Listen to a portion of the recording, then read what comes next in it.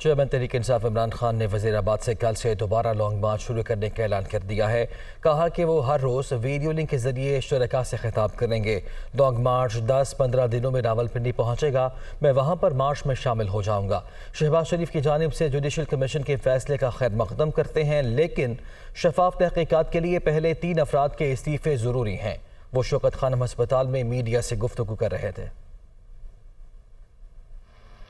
منگل سے وہی وزیر آباد جدھر مجھے یہ گولیاں لگی تھی اور ہمارے 11 اور لوگوں کو گولیاں لگی تھی اور جدھر معظم شہید ہوا تھا، ادھر سے ہی ہماری مارچ شروع ہوگی۔ میں ہر روز مارچ سے خطاب کروں گا یہاں سے، اور ہماری مارچ اگلے 10 سے 14 دن تک، اس کے بیچ میں سپیڈ کے اوپر ڈیپینڈ کرتا ہے، یہ پہنچے گی پنڈی۔ ایک ٹائم پہ جب یہ ہم پلان کریں گے 10 اور 14 دن کے بیچ میں پنڈی پہنچنا، میں پنڈی خود ہوں گا، اور ادھر سے سارے پاکستان کی جو لوگ جمع ہوں گے اس مارچ کو پھر میں لیڈ کروں گا۔ یہ 3 لوگ ملوث ہیں، اور تفتیش میں جب ہوگی تو پتہ چل جائے گا ہے یا نہیں ہے، لیکن یہ تو میرا رائٹ ہے، یہ میرا حق ہے کہ مجھے پتا تھا کون اس میں ملوث ہے، میں چاہتا ہوں ان کی انویسٹیگیشن ہو، میں ان کے اوپر FIR کٹوانا چاہتا ہوں۔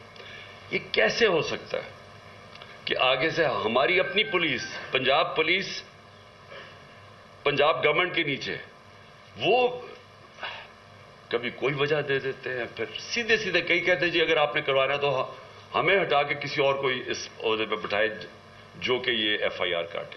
جب یہ ابھی شہباز شریف نے بات کی جوڈیشل کمیشن کی، تو میں ویلکم کرتا ہوں کہ جوڈیشل کمیشن بنائے۔ جو 3 لوگوں کہ میں نے نام لیے ہیں، ان 3 کے نیچے ساری وہ ایجنسیز ہیں جن نے انویسٹیگیٹ کر رہے ہیں۔ اب ہم کیسے ایک امپارشل، ایک صاف اور شفاف انویسٹیگیشن کروا سکتے ہیں جب ان کے سربراہ وہ بیٹھے ہوئے ہوں جن کے نیچے لوگوں نے انویسٹیگیٹ کرنا ہے؟ یہ ہو ہی نہیں سکتا۔ اس لیے میں نے یہ کہا تھا کہ یہ 3 ریزائن کریں تاکہ انویسٹیگیشن صحیح ہو سکے۔ PDM کے سربراہ مولانا فضل الرحمان نے کہا ہے کہ عمران خان ڈرامے کر رہے ہیں، گولیاں لگنے سے متعلق بیانات میں تضاد ہے، حکومت ان کے ساتھ کوئی نرمی نہ کرے۔ لانگ مارچ ٹھوس ہو چکا، اب دوبارہ کامیاب نہیں ہو سکتا۔ وہ اسلام آباد میں نیوز کانفرنس کر رہے تھے۔ ظاہر ہے جب پہلی خبر آئی تو ہم سب لوگ پریشان ہوئے، ہم نے ہمدردی کا بھی اظہار کیا، لیکن جو وقت گزرتا گیا اس واقعے سے لمحہ بلمحہ ایک جھوٹ پھوٹتا رہا۔ گولی 1 لگی ہے، 2 لگی ہیں، 3 لگی ہیں، 4 لگی ہیں، 1 ٹانگ میں لگی ہے، 2 ٹانگوں میں لگی ہیں، گولی لگی ہے، گولیوں کے ٹکڑے لگے ہیں۔ یہ گولیوں کا ٹکڑا جو ہے وہ مجھے نہیں، بم کا ٹکڑا تو ہوتا ہے، گولی کا ٹکڑا نہیں ہوتا ہے۔ کہ پہلے تو اس پر JIT ہونی چاہیے کہ اس نے جھوٹ کیوں بولا ہے، پہلے اس پر JIT ہونی چاہیے کہ اس نے جھوٹا خط کیوں لہرایا تھا۔ لانگ مارچ ناکام ہو چکا ہے، ٹھس ہو چکا ہے، اب دوبارہ تشکیل نہیں دیا جا سکتا۔ اور میں اپنی حکومت کو اور وزیر اعظم پاکستان کو کہنا چاہتا ہوں کہ کسی طریقے سے کوئی نرمی نہیں دکھانی، ڈٹ جانا ہے۔ وفاقی وزیر اطلاعات مریم اورنگزیب کا کہنا ہے کہ فارن فنڈڈ فتنہ غلط FIR کٹوانے کے لیے پنجاب انتظامیہ پر دباؤ ڈال رہا ہے۔ ایک بیان میں وفاقی وزیر اطلاعات و نشریات نے کہا کہ پنجاب میں اپنی حکومت، اپنی پولیس، اپنی انتظامیہ لیکن FIR نہیں کر سکی کیونکہ فارن فنڈڈ فتنہ پنجاب میں طاقتور کا قانون چاہتا ہے۔ وہ اپنی خواہش کے مطابق غیر قانونی FIR کٹوانے پر بضد ہے۔ وفاقی وزیر اطلاعات نے یہ بھی کہا کہ عمران نیازی کی خواہش پر FIR درج کرنے کے لیے PTI کے ڈنڈا برداروں نے تھانوں پر بھی دھاوا بولا۔ وزیر اعظم کی مشیرہ تاتارڑ نے گزشتہ روز ہونے والی تقریر کی مذمت کی ہے۔ کہتے ہیں کہ وزیر آباد حملے کی FIR درج نہیں ہوئی، لیکن ان کے خلاف دہشت گردی کا مقدمہ درج ہو گیا۔ لیگی رہنما نے خدشہ ظاہر کیا کہ ہو سکتا ہے جاں بحق ہونے والے معظم گوندل کو عمران خان کے گارڈز کی گولی لگی ہو۔ وہ گجرانوالہ میں بات کر رہے تھے۔ سیاسی انتقام کے لیے جب دل کرتا ہے تو میرے پہ اور سائرہ افضل تارڑ صاحبہ پہ دہشت گردی ایکٹ کے تحت حافظ آباد میں پرچہ درج کیا گیا ہے۔ کل جو تقریر ہوئی ہم نے اس کی نہ صرف مذمت کی، میں نے اپنی تقریر میں کہا کہ میں نے کل کے دن کا آغاز احمد چٹھا صاحب کو فون کرنے سے کیا، اور سیاسی مخالفت اپنی جگہ پہ، ہم بندوقوں گولیوں والے لوگ نہیں ہیں، شوق پورا کر لیں۔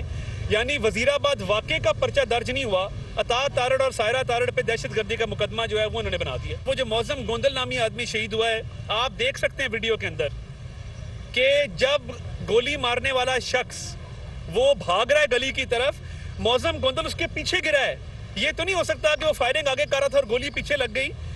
خدشہ ہے، ہمیں یہ شک ہے کہ معظم گوندل کو جو گولی لگی ہے وہ یا تو عمران خان صاحب کی گارڈ نے ماری ہے یا اس مارچ میں موجود عمران خان صاحب کی کسی حامی نے ماری ہے۔ یہ ہو نہیں سکتا۔ اس ویڈیو میں دیکھا جا سکتا ہے کہ جو حملہ آور ہے وہ بھاگ رہا ہے اور معظم گوندل پیچھے گرا ہے۔ تحریک انصاف نے عمران خان پر قاتلانہ حملے کی تحقیقات کے لیے جوڈیشل کمیشن بنانے کے بیان کا خیر مقدم کیا ہے۔ فواد چودھری کہتے ہیں کہ کمیشن عمران خان پر حملے کے علاوہ اعظم سواتی ویڈیو کیس اور ارشد شریف کے قتل کی تحقیقات بھی کرے۔ 3 شخصیات کے استعفے کے بغیر تفتیش صحیح سمت میں نہیں بڑھ سکتی۔ 4 روز گزرنے کے باوجود لانگ مارچ پر حملے کا مقدمہ درج نہیں کیا جا رہا۔ فل کورٹ کا جو کمیشن کا کہا گیا ہے، یہ تو چیف جسٹس صاحب کی سوابدید ہے کہ وہ کس طرح سے بناتے ہیں، لیکن یہ صحیح سمت میں ایک قدم ہے۔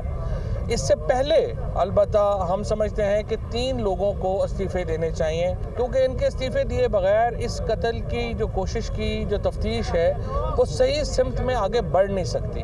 لہٰذا ان تینوں کے استعفے ہونے چاہیے جوڈیشل کمیشن بننے سے پہلے، جو ایک بڑی امپورٹنٹ چیز ہوگی اس طرف۔ اور تیسرا یہ کہ ہم یہ سمجھتے ہیں کہ جو کمیشن ہے وہ 4 چیزوں کی تحقیقات کرے۔ ایک، عمران خان صاحب کے اوپر قاتلانہ حملے کی، اس کے بعد اعظم سواتی صاحب کے ساتھ جو ہوا، خصوصاً جو ویڈیو جس طریقے سے ان کی گئی ہے اس نے پورے پاکستان کے معاشرے کو ہلا کے رکھ دیا ہے، اور تیسرا ارشد شریف کی اسیسینیشن، ان کی شہادت، اور جو بھی ذمہ داران ہیں انہیں پاکستان سے باہر بھیجنے کے، پھر دبئی سے نکالنے کے، اور پھر آخر میں جو سائفر سب سے امپورٹنٹ جس کے اوپر ہم بڑے عرصے سے تحقیقات کا مطالبہ کر رہے ہیں۔ تو جب یہ کمیشن بنے گا اور ان 4 معاملات کی تحقیقات ہو جائے گی تو پاکستان میں ہر چیز جو ہے وہ سامنے آ جائے گی۔ اور اب 72 گھنٹے گزرنے کے بعد بھی ابھی تک عمران خان کے اوپر قاتلانہ حملے کی FIR درج نہیں ہو رہی۔ وزیر اعظم کے مشیر قمر زمان کھائرہ نے کہا ہے کہ عمران خان بغیر ثبوت کے الزامات لگا رہے ہیں۔ PTI چیئرمین پہلے کہتے تھے 4 لوگوں سے خطرہ ہے جن کی ویڈیو بھی ریکارڈ کرا دی ہے، اب 3 نئے نام دے دیے۔ سابق وزیر اعظم مرضی کے FIR کٹوا کے دوبارہ ایک پرچہ لہرانا چاہتے ہیں۔ وہ لاہور میں پریس کانفرنس کر رہے تھے۔ خان صاحب چاہتے کیا ہیں؟ ڈائمنشن کیا ہے؟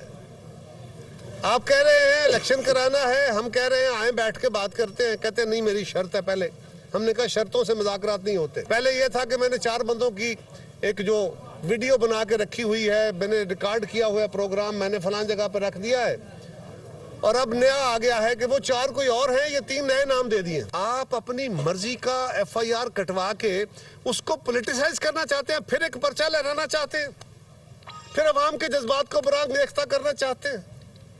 او بھائی، اگر آپ کی حکومت ہوتے ہوئے بات سنی نہیں جا رہی تو اتنے بے بس ہو تو گھر کیوں نہیں جاتے؟ اپنا سارا جو ریکارڈ آپ کے پاس ہے وہ سالڈ ایویڈنس دکھاؤ، عدالت کو دکھاؤ، کمیشن کو دکھاؤ، پولیس کو۔ اور ہم چاہتے ہیں کہ اس میں جو شخص جس کا بھی کنائیونس ہے اس کو حتمی منزل تک اس کو سزا ملنی چاہیے۔ یہ بالکل ہم اس کا مطالبہ کرتے ہیں، لیکن اب یہ تماشا مزید نہیں چلنا چاہیے۔ سابق وزیر داخلہ شیخ رشید کا کہنا ہے کہ عمران خان کا لانگ مارچ عارضی طور پر رکا ہے، ختم نہیں ہوا۔ 10 سے 15 دن میں عمران خان براہ راست راولپنڈی پہنچیں گے۔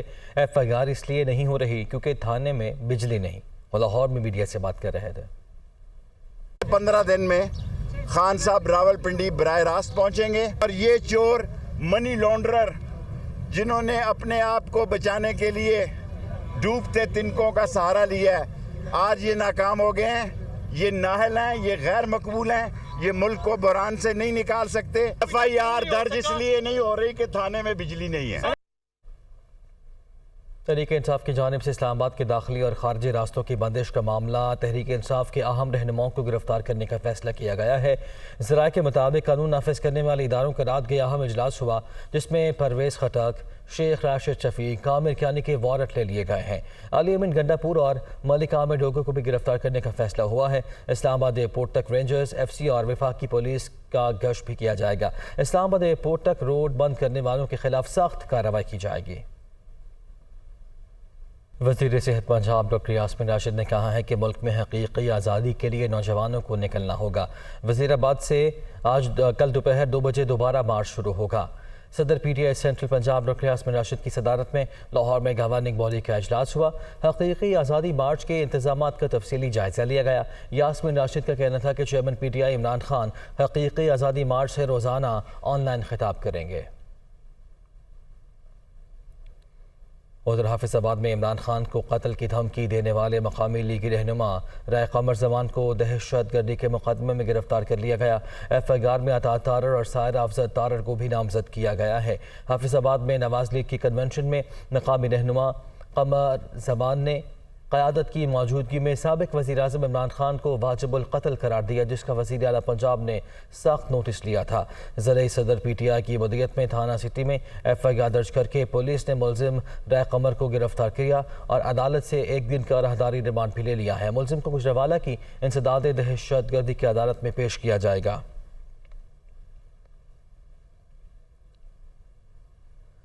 اور چیئرمین تحریک انصاف عمران خان کو شوکت خانم ہسپتال سے ڈسچارج کر کے ان کی رہائش گاہ زمان پاک منتقل کر دیا گیا ہے۔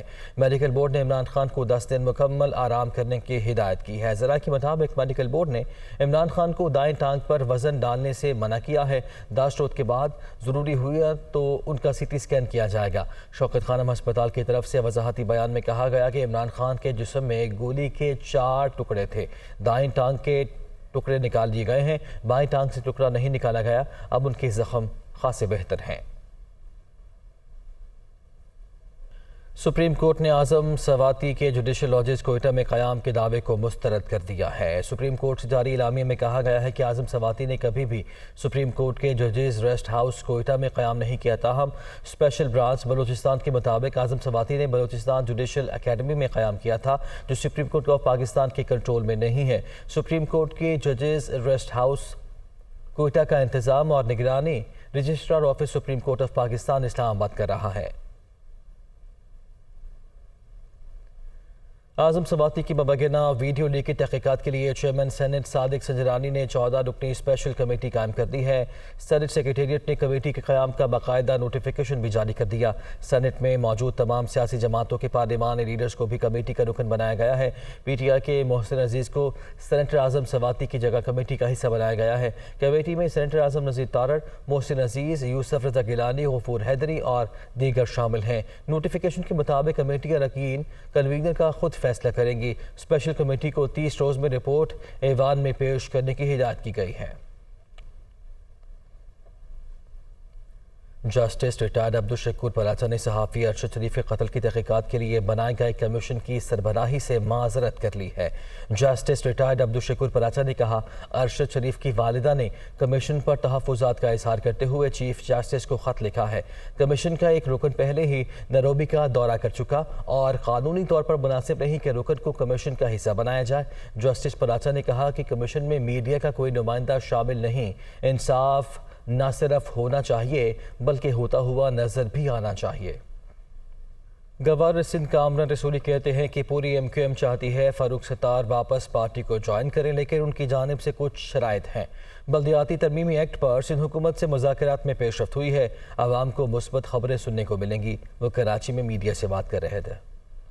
ڈاکٹر فاروق ستار بھائی کو ہم سب چاہتے ہیں کہ وہ ضرور پارٹی میں آئیں، اور اس کے لیے رابطہ کمیٹی اور خالد مقبول بھائی نے بھی کوشش کی ہے، میں بھی کوشش کر رہا ہوں۔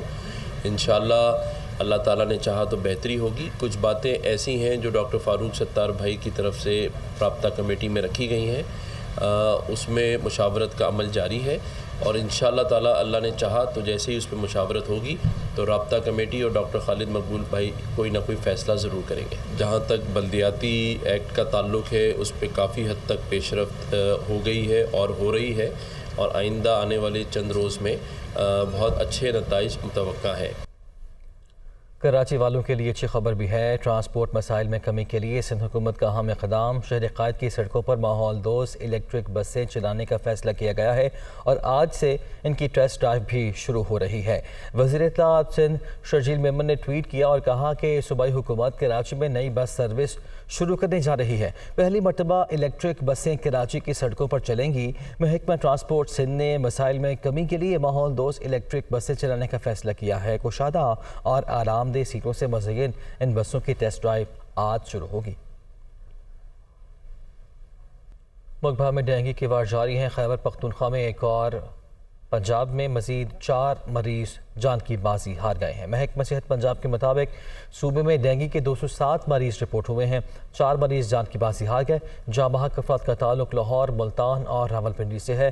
خیبر پختونخوا میں ڈینگی کے کیسز کی تعداد 19,908 ہو گئی ہے۔ سندھ میں ڈینگی کے کیسز کی تعداد میں بتدریج کمی واقع ہو رہی ہے۔ نواں سال سندھ میں 19,756 کیسز رپورٹ ہوئے ہیں۔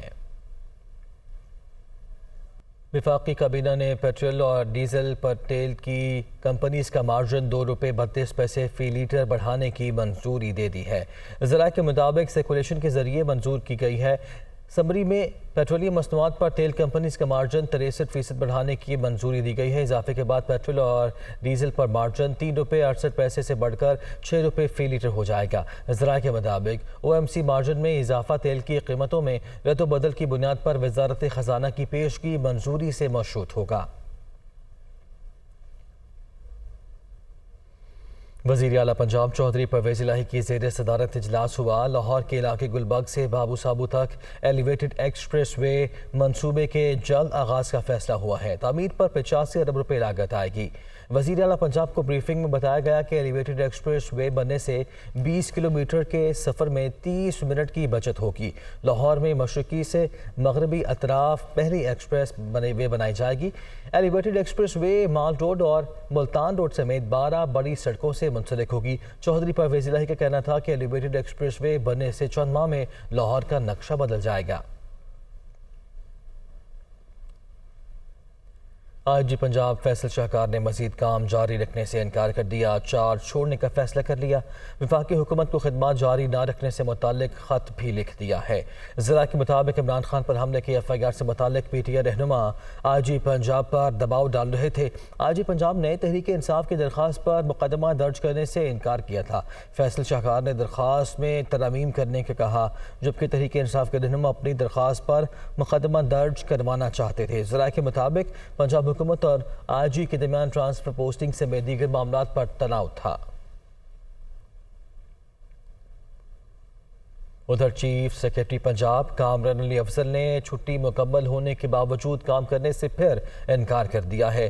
محکمہ services and general administration department کی جانب سے جاری نوٹیفیکیشن کے مطابق 8 اکتوبر سے لے کر 6 نومبر تک chief secretary Punjab doctor Kamran Ali Afzal کی رخصت منظور کی گئی تھی، جس کے بعد اب مزید 30 روز کے لیے 7 نومبر سے 6 دسمبر تک ان کی چھٹی منظور کر لی گئی ہے۔